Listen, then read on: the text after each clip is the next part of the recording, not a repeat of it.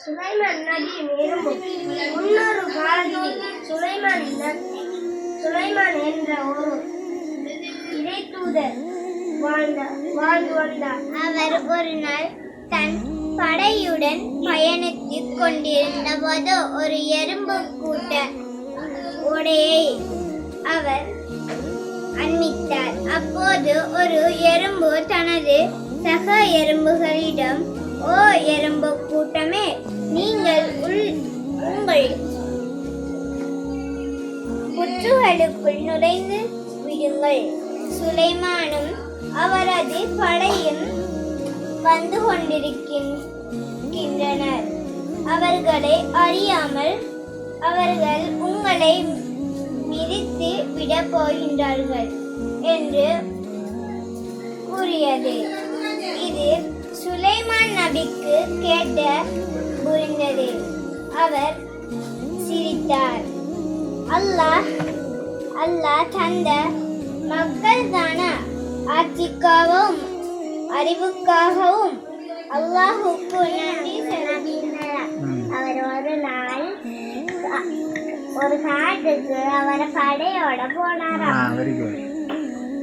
அங்க அதை பார்த்துப்பட்ட ஒரு எறும்பு எல்லாத்தையும் ஓடி போய் செஞ்சுட்டான். சுலைமான் நபி அவரோட படையோட வாராது, எல்லாரும் உங்களோட வீட்டுக்கு போய் ஒழிங்கன்னு சொல்லிட்டான். அதுக்கு சுலைமான் நபி கேட்டு போட்டு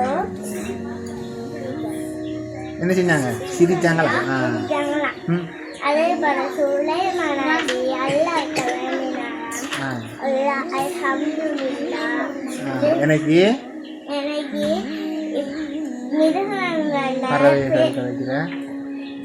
பறவைகள்ல பேசுறதுக்கு சொல்றதுக்கு அல்ஹம்துலில்லாஹ் சொன்னாங்க. சரியா? Very good. நாம் என்ன செய்யப்பட மிருகங்களை துன்புறத்தை அதோட என்ன செய்யணும்? அன்பா பழகம். எல்லாருக்கும் வணங்கிடா. Very good. மாஷா அல்லாஹ் சொல்லுங்க. அல்லாஹ் அக்பர் சொல்லுங்க. அந்த பிள்ளை சொல்லி அல்லாஹ் சுப்ஹானஹு வ தஆலா இந்த சம்பவத்தை எப்படி கூறுகிறான்?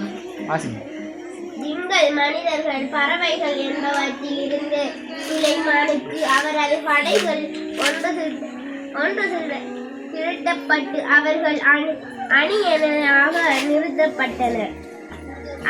அவர்கள் எறும்புகளின் வசிப்புறமான பள்ளத்தானுக்கு வந்தபோது ஒரு எறும்புகளே, சுலைமானும் அவரது படையினரும் தாம் உணராதவர்களாக உங்களை மிதித்து விடாதிருப்பதற்காக உங்கள் வசிப்பிடங்களுக்குள் நீங்கள் நுழைந்து கொள்ளுங்கள் என்று கூறியது.